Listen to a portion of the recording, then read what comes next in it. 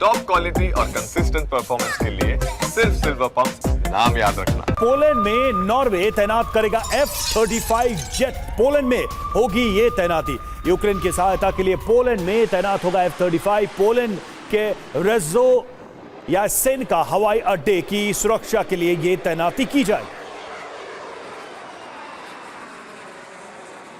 हालांकि पोलैंड में F-35 की तैनाती, नेटो पर क्या होगा हमला, जिस बात का लगातार मनीष और एक्सपर्ट स्टूडियो में जिक्र कर रहे हैं। फिलहाल इंफॉर्मेशन वॉल पर एक एक डिटेल आपके सामने। मैप के लिहाज से फिलहाल पोलैंड की ये लोकेशन देख लीजिए, जहां देखिए किस तरीके से बाल्टिक सागर और यहां बाल्टिक देशों और बेलारूस के बिल्कुल नजदीक पोलैंड की इस तैयारी को लेकर बड़ी खबर सामने आ रही है रवि, जहां पोलैंड में नॉर्वे अब तैनात करेगा F-35 फाइटर जेट। रवि बिल्कुल, और ये तैनाती आप देखिए वहां के एयरबेस को, वहां के जो एयरपोर्ट्स हैं उनको सिक्योर करने के लिए। लेकिन ये सिर्फ मुझे लगता है कि कहने की बात है। पोलैंड में इस तैनाती का साफ मतलब है कि आने वाले समय में रूस से टकराव के लिए ये तैनाती, यूक्रेन और नेटो के हथियारों की सुरक्षा के लिए कहा जा रहा है कि इसकी तैनाती की जा रही है। पोलैंड चूंकि नेटो का मेंबर है तो ये तैनाती अपने आप में बहुत कुछ कहती है। पोलैंड के रेजो यासेनका हवाई अड्डे की सुरक्षा के लिए तैनाती की गई है। नेटो और यूक्रेन के लिए बहुत ज्यादा अहम भी है location, strategical point of view से जिस तरीके से हमने दिखाई। ऐसे में पोलैंड में F-35 की तैनाती, क्या नेटो पर अब हमला होगा, यही अगला सबसे बड़ा सवाल आपसे समझने की कोशिश करेंगे डॉक्टर संदीप, क्योंकि रेजो हवाई अड्डे से यूक्रेन में हथियार जिस तरीके से नेटो देश भेजते हैं, ऐसे में इसकी इंपॉर्टेंस और नेटो की आशंका कि रूस रेजो हवाई अड्डे पर भी हमला कर सकता है। ये सवाल उस लिहाज से भी कर रही हूं क्योंकि यूरोप का मुकाबला करने के लिए रूस की जो तैयारी थी, यही हमने लास्ट हमलों में देखा था कि कैसे उन एयरबेस के रूस को टारगेट किया गया था जहां से वो नेटो का घेराव कर सकता था। हालांकि इस लिहाज से ये एक और तैयारी की जो बड़ी खबर सामने आ रही है, क्या जल्द आने वाले वक्त में हम दोबारा यही सवाल कर सकते हैं, इज इट रूस वर्सेस नेटो?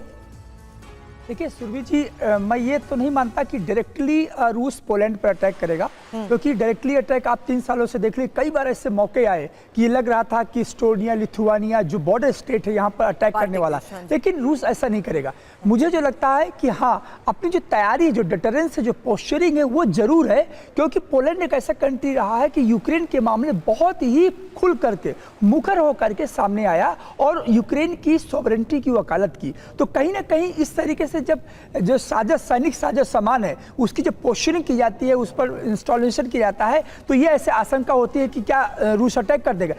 बहरहाल इस समय जो पुतिन का फोकस है पूरा यूक्रेन के अंदर है, क्योंकि यूक्रेन के अंदर कब्जा करना, जिस प्रकार से हम देख रहे हैं कि लुहांस्क पर लगभग पूरी फुल कंट्रोल हो चुका है रूस का, और ये जो 4 बड़ी एरिया है जो ईस्टर्न बॉर्डर है, यहाँ पर इसको बनाए रखना अपना वहाँ पर कब्जा, ये चैलेंज है पुतिन के लिए। तो आई डोंट थिंक सो कि ये जाकर पोलैंड पर अभी इतनी स्थिति नहीं बन गई है। पुतिन खुद अभी बहुत डिफेंसिव मोड में है, क्योंकि हमने देख रहे हैं कि रूस के अंदर अटैक हो रहे हैं। तो मुझे लगता है हाँ, ये जरूर है कि नाटो को एक चैलेंज के रूप में पहले दिन से, फरवरी 2022 से लेकर आज तक, ये रशिया ने मैसेज दिया है कि लड़ाई यूक्रेन के खिलाफ नहीं, ये लड़ाई नाटो के खिलाफ है, क्योंकि नाटो ने ही सबसे पहले इस लड़ाई को शुरुआत दी थी। नाटो ईस्ट वार्ड एक्सपेंशन जो था, ये सबसे बड़ी अहम रीजन थी यूक्रेन पर रूस का अटैक करना। अब मुझे लगता है आज ये वही स्थिति बनी हुई है। बिल्कुल, लेकिन अगर इस वॉर जोन के इर्द गिर्द नाटो की ये डिप्लॉयमेंट है तो ये इस स्ट्रेस को